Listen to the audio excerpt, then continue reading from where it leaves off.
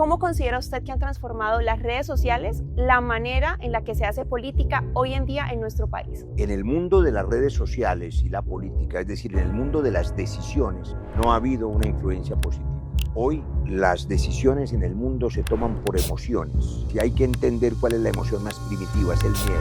Han ejercido un mundo que se llama el fake news, es el de la posverdad o el de la falsedad. Una cadena de WhatsApp puede decir que una persona cometió un delito y pueden con inteligencia artificial mostrarlo cometiendo un delito. Si esa persona es conocida o es famosa, una semana después esa persona está totalmente condenada por la sociedad. ¿La inteligencia artificial puede tal vez llegar a ocupar ese papel importante que tienen los periodistas a la hora de hacer críticas? No, yo no creo. Yo creo que la capacidad del ser humano para pensar, cuestionar, preguntar, dudar sobre todo, es absolutamente humana. Lo que he visto hoy aquí en Bucaramanga no lo he visto en ninguna parte del país. Aquí se está construyendo futuro, aquí se está abriendo la mente y la mente es como los paracaídas, no funcionan si no se abren. Bienvenidos a un nuevo capítulo de Better Podcast. El invitado de hoy es un invitado súper especial que yo sé que de pronto no necesita mucha presentación porque es uno de esos personajes que ha estado involucrado en grandes debates políticos de nuestro país. Por supuesto, una mente crítica, inteligente, brillante, pero además médico de profesión y también por ahí sabemos que fue taxista en su juventud. De eso vamos a hablar de pronto un poquito más adelante. Pero este podcast no se trata de política. Vamos a hablar un poquito más allá de los titulares que nos muestran los medios de comunicación convencionales. Queremos saber ¿qué hay detrás de ese hombre que ha logrado trascender de los escenarios públicos, tal vez tradicionales, a las plataformas digitales? Y es que no es para menos. La era digital sí que ha logrado transformar el mundo en el que vivimos hoy en día y vamos precisamente a ahondar en ese tema específico de la política y la era digital. Por eso quiero presentarles al doctor Roy Barreras. Doctor, primero que nada, buenas tardes, gracias por estar con nosotros en este espacio. Bienvenido a Bucaramanga, ¿cómo se ha sentido? Pues muchas gracias primero por invitarme a este espacio, a este mundo que es una especie de viaje al futuro en el presente. Bucaramanga es una ciudad maravillosa, no termina de sorprenderme. Voy a poner solo un ejemplo de lo que significa conocer este país que no termina de admirarme. Estaba hace algunas horas conversando con pescadores a la orilla del río Magdalena, cuyo oficio es el oficio de sacar el bagre rayado, alimentar su familia y alimentar a los demás. Personas que necesitan la educación más elemental y su preocupación es cómo comprar una canoa o un motor. Y ahora me encuentro con centenares de jóvenes que viven en el futuro, en el siglo XXI, en la nueva revolución de la era digital, que hablan lenguajes distintos, que manejan instrumentos diferentes y que me hacen sentir, como hace mucho rato no me sentía, un analfabeto. Todo por aprender. Muchas gracias por abrir la mente en este espacio donde estamos aquí en Campusland. Bueno, doctor Roy, por ahí yo mencionaba ahorita algo muy importante que quizá muchos desconocían de usted y es que fue taxista en su época, usted lo ha dejado claro en muchas entrevistas y quiero preguntarle algo en específico porque me tomé la tarea de revisar sus redes sociales. Lo he visto activo en redes sociales y quiero preguntarle, ¿cuál es la dieta del taxista? Me causa curiosidad eso ¿La que usted... dieta? Sí. No, la dieta es deliciosa. Yo no sé qué comerán en esta generación. Snacks. Pero la mejor comida que me he comido en la vida, y hoy me comí una en la plaza de mercado. Carne sudada, papas, arroz, 2 huevos fritos encima, tajadas de plátano, a las 5 de la mañana después de trabajar toda la noche en el taxi, en los desayunaderos que teníamos al sur de Bogotá. Eso sí era un desayuno trancado. Y si hubiera sido aquí, caldo de costilla, no lo hubiera rebajado. Seguramente. Pero comíamos sabroso y tengo un gran recuerdo de ese oficio. Disfruté mucho ser taxista, era un oficio chévere, siempre había plática en la mano, había que entregarle el producido al dueño y la lavada y el combustible, pero siempre sobraba un poquito, siempre tenías algo en el bolsillo y además siempre te divertías porque la gente te cuenta su vida en el taxi, aprendes a escuchar, a contar, el marido que lo echaron del trabajo y está angustiado, o el otro marido infiel que va con la novia para el motel, entonces no cobraba. Historias. Claro, y la gente que va de afán para el aeropuerto. Es decir, las historias de vida que se conocen en un taxi son historias que recuerdo con mucha alegría. Bueno, eso hablando de su época de juventud, tal vez, obviamente, hoy nos encontramos con una persona que ha logrado trascender y que ha logrado interesantes cargos públicos en nuestro país. Y hablando precisamente de esa transición, doctor Roy Barreras, quiero preguntarle, ¿cómo considera usted que han transformado las redes sociales la manera en la que se hace política hoy en día en nuestro país? Es una gran pregunta. Para empezar y hacer link con el oficio de taxista, hoy me monté en un taxi. En mi época era con radioteléfono, que se tiraban las carreras. Ahora es con aplicaciones. Inclusive ese oficio ha cambiado. Pero en el mundo de las redes sociales y la política, es decir, en el mundo de las decisiones, no ha habido una influencia positiva. Hoy las decisiones en el mundo se toman por emociones, no por razones, no por argumentos. Las redes sociales, indiscriminadamente, estimulan las emociones y hay que entender cuál es la emoción más primitiva, es el miedo. Le digo a quienes están en esta sala, si a nosotros nos dicen, por ejemplo, que va a llegar Karol G, la esperamos con emoción. Es decir, Karol G es una colombiana bacanísima, triunfadora, chévere, y tenemos la esperanza. Ese es uno de los dos elementos instintivos primarios del ser humano, la esperanza. Pero si nos dicen que va a estallar una bomba dentro de 2 minutos, salimos corriendo todos, no esperamos, es el miedo. El miedo es el que salva a las especies de los depredadores. ¿Por qué les cuento esa diferencia? Porque las redes sociales estimulan el miedo. Todos los días vemos en las redes sociales el atraco, el asalto, la cámara de la calle, cuando apuñalaron a la persona, cuando le robaron la motocicleta, el estallido, la muerte, y por supuesto eso va cargando de miedo a la gente. Se alimenta el miedo para que tome decisiones políticas en el mundo eligiendo el macho alfa, el depredador, como hacen las especies animales. Cuando hay un depredador que amenaza a la manada, buscan el gorila más fuerte, el león que más rige, el animal más brutal. Y así se comportan las sociedades. Entonces eligen a populistas de extrema derecha que ofrecen balín, bala, metralla, destripar al enemigo. Se comportan como fieras, dividen a los países y conducen a regímenes totalitarios. Las redes sociales hoy en la política han ejercido un mundo que se llama el fake news, es el de la posverdad o el de la falsedad. Es un problema que no ha podido resolverse, pero para la política en general las redes, en mi opinión, han hecho un gran daño. Bueno, yo, como le decía al comienzo del podcast, doctor Roy, me tomé la tarea de revisar sus redes sociales y yo lo veo activo. Me parece que usted es un líder político que se ha tomado muy en serio el tema de la era digital, lo cual me parece increíble porque vemos el caso perfecto es que nos enfrentamos con una audiencia bastante joven, hay que llegar a diferentes audiencias. ¿Cómo ha hecho usted ese papel, esa transición de estar en plazas públicas tradicionales, convencionales de hacer política, a estar hoy en día haciendo lo mismo que hace, pero a través de las plataformas, en este caso redes sociales? Creo que aprendí a recuperar lo que fue mi oficio 20 años. Yo fui médico, trabajé en medicina y los médicos escuchamos al paciente antes de hacer el diagnóstico y antes de recetarlo, de hacerle una cirugía. Entonces he aprendido que caminar en la calle y conversar con la gente sencilla, con la gente de a pie, con la señora de la tienda, con el lustrabotas, con la persona que va saliendo de una oficina, con el dueño de una cafetería, preguntándole qué siente, qué sueños tiene, qué le preocupa de Bucaramanga o de Colombia, es la mejor manera de alimentarse.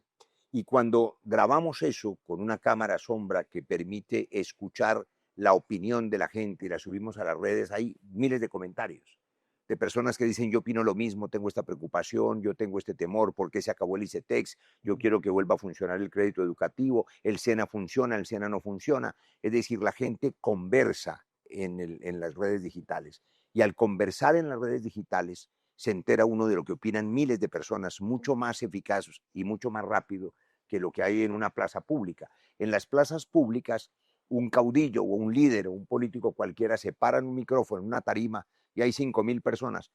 Ese no escucha a nadie, solo la gritería que hay abajo. No sabe lo que está sintiendo esa persona. En la comunicación interpersonal, en la comunicación digital, se facilita, claro. Sabrán ustedes que esa comunicación también se contamina, porque cuando uno revisa quién está conversando, la mitad son bots, Sí. la mitad son robots, son bodegas que están mintiendo o que tienen, digamos, con inteligencia artificial, un montón de mensajes para desviar la opinión. Por ejemplo, para insultar o para destruir al opositor político. O al contrario, para aplaudirlo como si miles de personas estuvieran de acuerdo con la tontería que dijo el político. Y resulta que es bots, que es inteligencia artificial. Así que hay de bueno y de malo, pero para nosotros en la comunicación con la gente ha sido muy útil. Bueno, usted hablaba precisamente de esos bots y hoy en día, por ejemplo, la IA, ¿no? También, que ha avanzado tanto. La era digital avanza a pasos agigantados, doctor Roy, pero quiero enfatizar de pronto en este momento en la manera en la que usted ha venido trabajando las redes sociales. ¿Cuál es ese punto de partida en el que usted decide darle vida a ese papel político o líder que tiene usted en Colombia a través de las redes sociales, sabiendo ya de pronto esos, digamos, características negativas que trae también la era digital, pero que aún así hay que estar a la vanguardia de lo que está pasando? Bueno, empecé hace una década con la red digital que probablemente es la menos versátil, que es X o Ujú. Twitter, que es una red de odio realmente. Es una red en la que como solo le importa a los políticos o a los generadores de opinión para generar ideas que movilicen decisiones políticas. Entonces, como es una red de políticos, entre otros, de periodistas también, de comunicadores, pues es una red llena de ataques y de Ujú. contradicciones, porque desafortunadamente es una agresión. Pero después de migrar de esa red a otras redes más amables, donde importa lo que sientes más que lo que pienses y donde importa la vida del otro, aprendes que la comunicación ya no es escribiendo, sino es visual y son videos. Y lo último que hicimos, por idea de algún compañero de equipo, es hacer una serie en video para TikTok, que más que mi historia es la historia de mi madre. Yo soy orgullosamente hijo de una madre soltera y esa historia de cómo ella logró salir adelante desde la pobreza, pues es una historia que se hizo en series de capítulos de 3 minutos, 4 minutos, que van en TikTok. Pero después de hacer la serie, aprendí que 3 minutos es una eternidad en TikTok, que la gente se queda 20 segundos o 15 o 30. De manera que estamos aprendiendo a construir mensajes cada vez más breves y más eficaces. Mira que usted mencionaba algo muy importante y hablaba específicamente del papel que tienen los periodistas y los medios de comunicación hoy en día en temas políticos, sobre todo. ¿Considera usted, doctor Roy, que en un futuro no muy lejano la inteligencia artificial puede tal vez llegar a ocupar ese papel importante que tienen los periodistas a la hora de hacer críticas? No, yo no creo. Yo creo que la capacidad del ser humano para pensar, cuestionar, preguntar, dudar sobre todo, es absolutamente humana, como lo es el reír, como lo es expresar la alegría y la emoción y la nostalgia. Eso se puede simular. Los avatares, la inteligencia artificial puede simular esas emociones, pero no son auténticas. Que un periodista dude de lo que dice el otro, que quiera informar con énfasis, que le parezca que, por ejemplo, es importante contarle al mundo el genocidio de Palestina. Ujú. Esa natural sensibilidad, pues obviamente no la tienen las máquinas. Yo no creo que la inteligencia artificial vaya a reemplazar este oficio, reemplazar a otros, pero lo que creo es que es un complemento para trabajar mejor, para ganar más habilidades, para ganar más capacidades, para poder ejercer mejor. Son instrumentos, son armas. La inteligencia artificial puede ser el mejor instrumento para desarrollar conocimiento y aplicarlo, pero realmente yo no creo que vaya a reemplazar trabajos, los puede cambiar. Ujú. Los jóvenes que hemos visto hoy, los que están aquí, seguramente tienen una visión del mundo muy diferente a la que tenían hace 20 años otros jóvenes. Encuentran otro mundo, otra manera de trabajar. Acabo de ver en una sala decenas de jóvenes trabajando en compañías de software, desarrollando ideas y sistemas que trabajan para otras compañías Ujú. fuera del país. Y es una cosa que no se entiende bien, pero resulta que se puede exportar talento y conocimiento. Ujú. Los jóvenes colombianos, las jóvenes colombianas son absolutamente talentosas, brillantes y pueden trabajar para compañías que están en Europa, en Estados Unidos, en Asia, en China. Voy a poner un ejemplo. Hace 3 semanas el señor Donald Trump, presidente de los Estados Unidos, dijo que cualquier desarrollador o científico que viva en los Estados Unidos y que sea extranjero tiene que pagar $100,000 al año si quiere renovar la visa. Mejor dicho, los está echando, porque nadie puede pagar $100,000 cada año por una visa. Y la mayoría de esos genios y de esos programadores y de esos jóvenes que trabajan en la industria tecnológica son hindúes, o son chinos, o son orientales. Van a tener que devolverse, pero resulta que cuando trabajan a distancia, trabajan en otro uso horario, a Ujú. 12 horas, o a 8 horas, o a 10 horas en Malasia o en Tailandia. Entonces, el empresario que está en los Estados Unidos le toca comunicarse a las 3 de la mañana para poder conectarse con él. En cambio, aquí en Colombia, aquí en Bucaramanga, aquí en Campos Land, están en el mismo uso horario. Ahí hay una oportunidad enorme para miles de desarrolladores colombianos que pueden ocupar esas plazas de trabajo. Así que yo creo que la inteligencia artificial, para efectos de la empleabilidad, de la búsqueda de oportunidades, es por supuesto mucho más positiva que negativa. No creo que reemplace trabajos, sino que los abre. Así es, doctor Roy. Hemos visto, obviamente, que tenemos una audiencia que está muy activa en redes sociales, en la era digital, ya lo hemos venido hablando. Usted también dice que se encuentra con un público muy joven en este momento. ¿Qué decirle a esos jóvenes que utilizan las redes sociales, las plataformas digitales, para generar contenido crítico de índole política? El consejo que usted le daría para que de pronto no caigan en esos errores o no caigan de pronto en las modas negativas de hoy en día en la política. Yo creo que hay que investigar mucho en algo que no ha podido controlarse, y es la difusión, por ejemplo, en redes como WhatsApp, de cadenas de mentiras. Es decir, una cadena de WhatsApp puede decir que una persona cometió un delito Ujú. y pueden con inteligencia artificial mostrarlo cometiendo un delito. Y si esa persona es conocida o es famosa, supongamos que sea un sacerdote, imaginemos cualquiera, anónimo, y lo acusan de una violación y resulta que es falso, es un enemigo que quiere hacer eso. Se transmite en la cadena una vez, 100 veces, 1000 veces, y una semana después esa persona está totalmente condenada por la sociedad. ¿Cómo se controla la viralización del daño? ¿Cómo se controla la transmisión de los virus? Le cuento una anécdota. Yo tengo un hijo que es matemático puro, tiene un doctorado en matemáticas y empezó a investigar y trabaja en una universidad norteamericana. Empezó por investigar cómo se transmitían los virus en las redes, o sea, la viralización de las falsas noticias y cómo eso podía incidir en las decisiones equivocadas de las sociedades.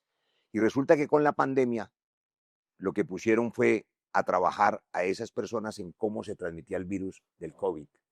Y hasta ahí llegó la investigación de cómo parar las fake news. Ahí tienen una línea de trabajo.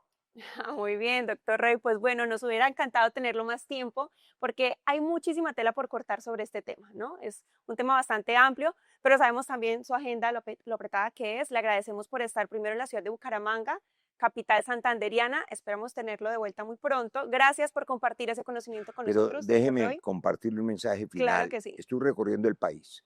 No dudo en decirle al resto de las ciudades de Colombia, lo que he visto hoy aquí en Bucaramanga no lo he visto en ninguna parte del país.